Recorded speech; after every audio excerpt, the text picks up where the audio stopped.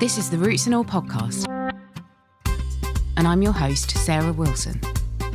Join me as I talk about all aspects of gardening with some of the top horticulturists from around the world. Hello and welcome to this week's episode, where my guest is Miles Hayward. Miles is a dendrophile and keen plantsman who discovered a passion for Japanese maples and soon began to accumulate a wide variety of different cultivars. He started Miles Japanese Maples in 2016, specialising in these trees after becoming frustrated by the lack of good quality trees in garden centres and local nurseries. He now grows high quality plants in relatively small numbers, focusing on quality over quantity. He begins by talking about his horticultural career so far. I guess I started with maples.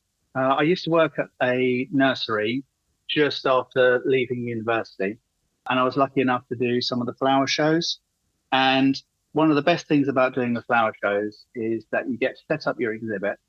And then once you've done that, you get to wander around and look at the other exhibit the day before the general public come in.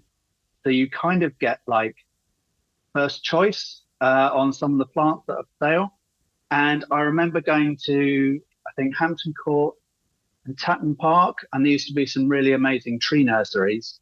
And it's when I was first getting into it. And it would be, generally I'd see something that I didn't recognize. And quite often, which I'm sure a lot of plant collectors will relate to, I generally had to buy it because I hadn't seen it before, and you may never see it again. And I remember buying a dwarf maple, which is called Acer-palmatum Mikawa yatsubusa. It's a very rare tree, but it's an amazing plant. And I saw this big tree in the center of a display. Never seen anything like it before. It was probably about 30 or 40 years old, but it was only about 2 feet tall, 2 feet wide, something like that. It looks like a bonsai. And he had one available on his stand. So I bought it. It was very small, and I think it was about 40 or 50 pounds. It's the most I'd ever spent on anything like that. But that's probably what started it. And then so every time we did a flower show, I'd go and have a look round. You get to know some of the nursery people, and you end up buying one here, one there. And sort of before you know it, you've got 40 or 50 trees because they're all so varied. And that very first tree I bought, I still have outside. So that's now 25 years old, and it's about 3 feet tall. And it's an amazing plant. What a bargain as well, considering its age when you bought it. Yeah, I hadn't thought of it like that. Yeah, I mean, the hundreds and hundreds of hours of looking after it, watering and feeding, I'll discount. But yeah, no, it really was. It really was. It's a great tree. And why maples in particular for you? I suppose it varies as a plant. So Acer-palmatum would be the normal maple that you see everywhere. And it's such a variable tree, probably more so than any other tree species, I would have thought. I'm sure there'll be some tree geeks out there that are correcting them. But Acer-palmatum, we think there's at least over 1,000 cultivars of Acer-palmatum now. When you grow them from seed, they never come true, like a lot of plants, but they always throw up sort of interesting and different forms. That might be the habit of the tree, that might be the leaf shape, the color, but that could be the spring color, the summer color. The autumn color might be different. It might be tall and skinny, or it might be low and wide, big leaves, small leaves. And then obviously, as we get more and more cultivars, then they cross with each other as well. And so it goes on and on and on. I mean, we're perhaps getting to the point where there's sort of too many now. No one can really have all of them. It's just not possible. But the fun bit is still, like I do now, is just grow some more from seed, because you never know what might come up. And is seed the only way of propagating them? No. So generally, you have to graft acers. So you have to propagate them vegetatively. So that would normally be with most plants, you would do cuttings. But for a lot of trees, and particularly acers, you need to graft them. So they're grafted. You take a piece of the mother plant that you want to reproduce. You take a piece of that, and then you graft it onto an Acer-palmatum rootstock. And then you have a genetic copy of the mother plant. If you grow them from seed, you may get some that look a bit like the mother plant, but there will be some that don't at all. That's the fun bit, but you can't guarantee that you're going to get exactly the same traits. You do see some cuttings available now, sort of the really cheapy ones that you might find on those trolleys outside the supermarkets and things. They tend to be mass produced in very, very large quantities, and they're very cheap. And generally, they don't survive too well. They never seem to produce such a strong root system, and a strong root system is really important in the maple. So generally, still they're all grafted, and you get a much better tree that way. I was going to ask you about those, actually, the ones on the supermarket trolleys, but you've kind of answered that question.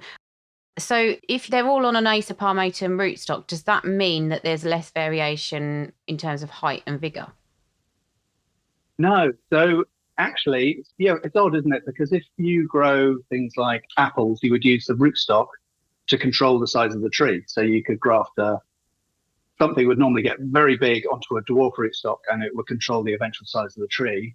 Doesn't seem to happen with maples. I've never really got to the bottom of it. So you can take, say, 100 rootstocks, straight Acer palmatum, which would have been grown from seed, and onto those rootstocks you could graft a little dwarf tree, a dwarf cultivar, but you could also graft onto there a much taller growing tree, and they would reach what you would expect them to reach. So I'm not entirely sure why that is. It doesn't seem to work in quite the same way, but it's always worth experimenting, and I'm sure there'll be someone somewhere around the world who's experimenting with that at the minute.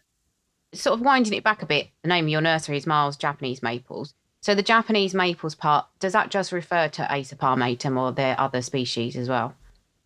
There's about 15 Japanese species that are endemic to Japan. There's some really lovely ones. They tend to be slightly larger trees. So there's a few snakebark maples, which are Japanese. There's a lovely tree called Acer micranthum, which has very small leaves and amazing autumn colour, but it's really hard to propagate. That's a native of Japan. There's another one, Acer morifolium, so leaves like a morris or a mulberry.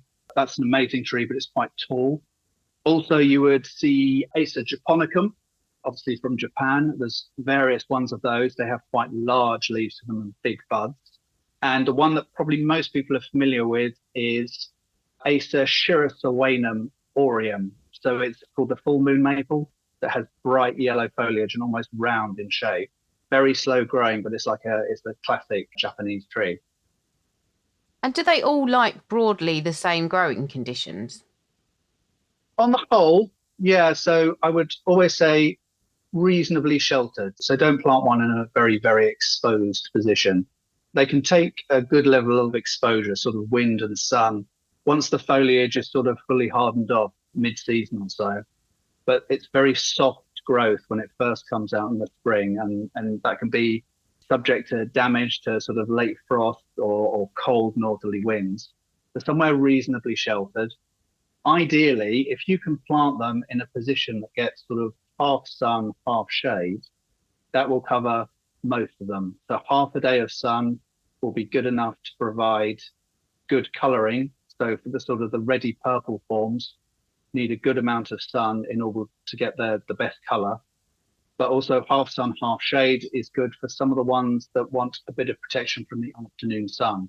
So the paler leaf forms, the more yellowy forms tend to like a bit of protection from the hotter afternoon sun. I mean, the absolute idea would be to have them planted somewhere sunny in the morning and then shady in the afternoon, if you want to be really picky. But as a general rule, that's about right. And soil that's not too dry, soil that's not too wet, like a Goldilocks sort of situation. But when you get them in the right spot, they're perfect. Yeah, it's that fabled moist, well-drained soil, isn't it? But yeah, and thinking about other requirements for them, do they need feeding, or are they quite happy to just look after themselves once you've planted them? So in the ground, I would say that you don't need to feed them at all. You can make sure that, you could add like a decent mulch every year or every couple of years, which will just sort of naturally feed the soil, or just leave the leaves around the base of the tree. Try not to be sort of too tidy. If you do use any sort of mulch, make sure that it's not mounded up against the bark. So you want to ensure the mulch is doing its job for keeping the soil damp in the sort of warmer, drier parts of the year, and maybe a little bit warmer in the colder parts of the year by providing that sort of insulation, but it doesn't want to come into contact with the trunk because you can get into all sorts of issues sort of fungal wise. And in the ground, I wouldn't worry about feeding too much at all. But if you're growing in a container, then you would, because obviously in a container, you're watering much more often, or you get an awful lot of rain, and that can wash out quite a lot of the nutrients. But you want a fairly low level of nutrition. So I tend to do like a granular top dress of an organic fertilizer in about end of March, beginning of April, which slowly breaks down. And then if you need to, you could always apply a liquid feed sort of early to midsummer, but I wouldn't tend to feed after that. If you feed too late into the year, you can sort of carry on encouraging the tree to grow, which produces sort of more soft growth, which may not harden off by the end of the season. And then you can get like a little bit of dieback later in the year. So yeah, I'd finish feeding sort of midsummer. To be honest, if the tree looks healthy and happy, you may not need to worry at all. Don't just sort of feed for the sake of it. And are they all suited to growing in containers? And in fact, do some do better in containers than they do in the ground? No, I would say they would all do better in the ground, particularly the way our weather's going. You know, our summers are getting hotter and drier, or when we get sunny days, they seem to be much more intense. And in a container, obviously the root system can get hot. And in the winter, that root system can also freeze. So in the ground, everything's a little bit more stable, and the trees tend to be much happier. So yeah, they're all absolutely fine in pots, but you really need to be on your game when it comes to sort of watering. In the summer, they don't like to get too dry. You want to make sure that the compost is free draining enough so that they don't get too wet in the winter. I would try to go for glazed pots if possible. They tend not to get too hot and they tend to hold on to a reasonable amount of moisture. I would tend to avoid terracotta. It may not be that fashionable now, but things like the half oak barrels are really good because it's wood. And so they tend to offer this sort of extra layer of insulation and provide a more stable environment for the root system. So they have quite fine roots. And so fluctuations in temperature can be slightly damaging to them. Are they quite shallow rooted then? Yes, but they don't tend to have a tap root. And most of their roots are in about the top 10 to 12 inches, if that. So that's why you often see acers can tend to struggle when we have the really dry spell. Once the sort of water tables drop, if you're on a particularly dry soil, once the water tables drop quite low, then you may have to give them some extra water when they're in the ground as well, even on older, more mature trees. Yeah, so quite shallow rooted. So you do need to give them a little bit of assistance, which is why the mulching is a really good idea. And I'm thinking then maybe they won't like to be underplanted. Is that correct?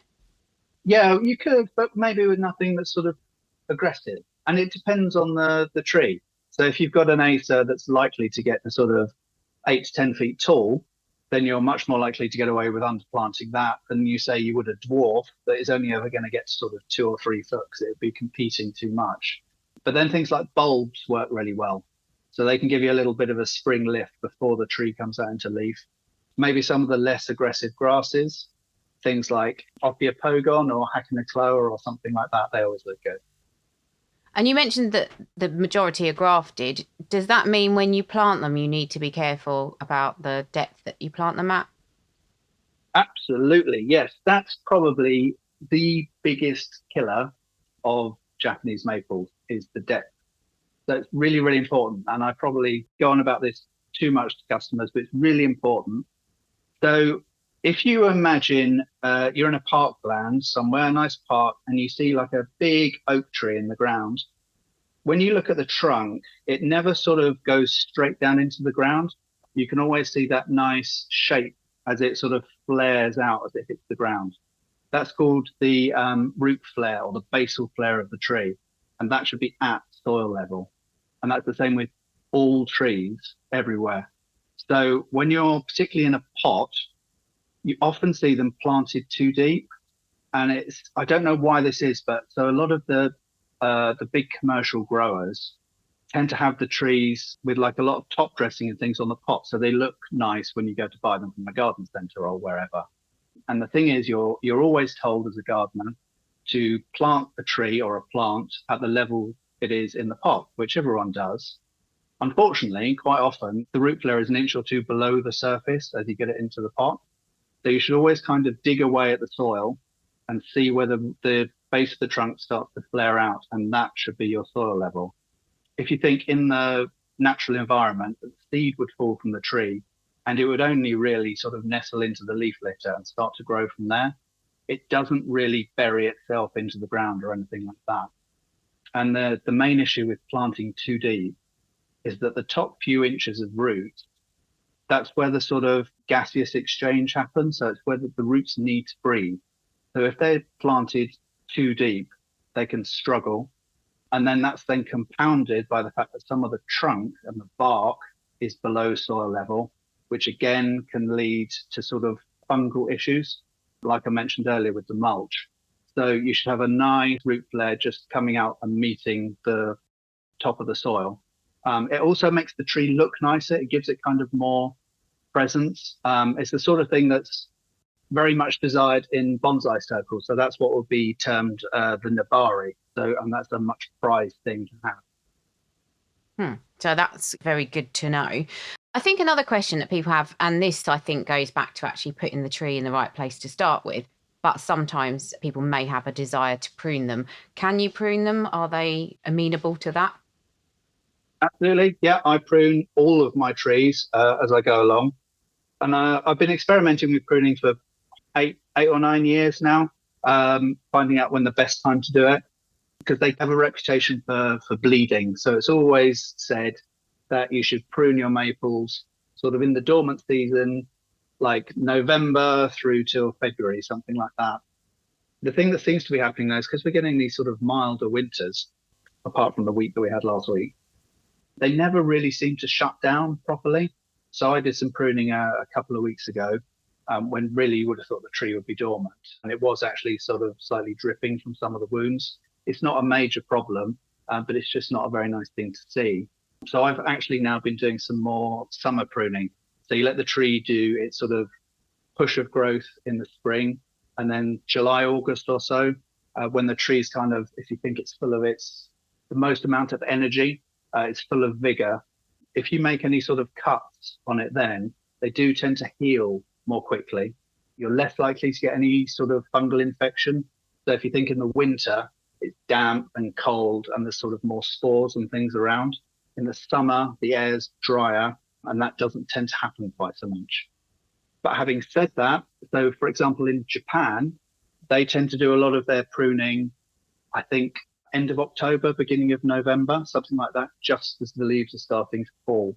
So I've been experimenting with that a little bit as well, because that's supposed to be when the tree is sort of spending some time shifting nutrients and sap and things around and balancing itself out ready for the winter months. So if you do the pruning then, it kind of goes along with it.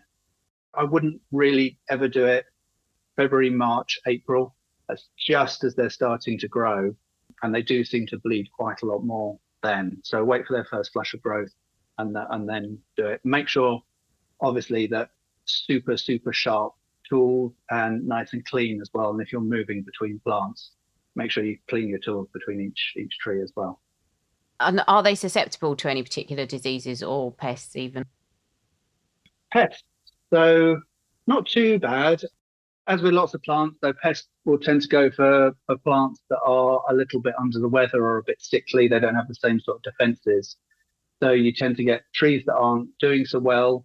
They'd be the ones that are more likely to get, say, issues with aphids. The aphids do love acer leaves when they start to come out in the spring. But you could either physically remove them with your hand. But if you're a little bit squeamish, you could always try like a simple soap spray. That seems to work quite well. They can get some fungal infections. They're renowned for a little bit of dieback. But generally, I would say that's more down to the overall health of the tree. So if you've got a well-grown, healthy tree, then you shouldn't really have any issues at all. It's normally when it's been under some sort of stress, then it gets sort of knocked back a bit. So if a tree, say, is struggling in a pot, say it's been overwatered, and so the root system has struggled and it's maybe got some damage down there for some reason, you can often see it showing in the branches. If a tree's healthy all the way through, then you shouldn't really have any issues at all. And I think people tend to associate them with Japanese gardens or contemporary planting schemes. In your opinion, do they work in other kind of settings? Yeah, I think so. I often think if you can, they often make a really good accent plant. They work in almost any situation, I would say. And because you've got such an enormous variety of color, shape, habit, all of those things, they'll work in most positions. Obviously, maybe not in, your sort of hot, dry Mediterranean garden. Although, saying that, there are a couple of Mediterranean species. They're not the most exciting to look at, but it would still work. But then even in, an English cottage garden, there's no reason why you couldn't put in our native Acer campestre, or the field maple. Lovely green leaves with amazing buttery yellow autumn colour. So I would say, because of the variety of maples on the whole, not just Japanese maples, but all, yeah, you could probably find one for every situation. I'm going to ask you the question that makes all of my guests groan, and that is, what is your favourite one? Although I think in the case of the maples, it might be more useful to kind of phrase that as, are there any that you're particularly excited about at the moment, or are there any that you would say, if you're starting out, this one is just tried and tested and it's fantastic? So maybe more along those lines than your personal favourite, although feel free to mention that as well. You can imagine it's a nightmare. If I would go almost day to day and I have a new favourite one. So one of my favourites is an old Japanese cultivar, which is Acer palmatum shishigashira. It's got an amazing name, but it's got a really upright form, looks a little bit like an Irish yew, with really small, crinkly leaves. Very dark green for most of the summer, but goes all sorts of oranges and reds in the autumn, and a really nice sort of winter silhouette to it as well. But I'm also, at the minute, I'm growing quite a lot of trident maple from seed, which is Acer burgerianum. I think it's a native of China, but it's been grown in Japan for a really, really long time. Works really well as a bonsai, but it tends to be quite heat tolerant. So it could be a good one for us to use in the future. It's got like a dark green glossy leaf, almost a bit like ivy in color. Trident maple, because it's sort of three-lobed. It's quite a strong grower, but again, really, really good autumn color too. So yeah, that's that at the minute. It will change tomorrow, but at the minute, that's probably one of my favorites. Okay. Well, I mean, I have reached the end of my questions. The last thing I have to ask you is, if people want to find out more about you and your plants, where might they find you, either online or in person? Okay, great. Yeah, so the easiest thing probably is my website, which is milesjapanesemaples.co.uk. I'm also on Instagram as Miles Japanese Maples, and Facebook as well. There is only me, and I grow all the trees at home. I probably grow 500-600 trees a year, something like that. It does take quite a while, so they're all grown over a long period of time. This is the trouble with trees. So the ones I grew from seed last year will be ready for sale probably next year. I like to sell them at a size that people won't struggle to get them going. If you start with them very young, sometimes you can, if you have a bad winter or something, you can lose them. So I like to get them to a size where they should reliably get going in people's gardens. Yeah, and I grow everything peat-free and pesticide-free. And all my trees are grown in air pots as well, so they've got really good root systems too. And if anyone's going to any of the OHS shows, are you going to be there? Yeah, last year I did Chelsea for the first time, and they're having me back. So I'm doing it again this year. We're doing it as part of a collaboration with a small group of nurseries. We do the Plant Fairs Roadshow in the southeast, and there's a small group of us doing a display together, just like we did last year up at Chelsea.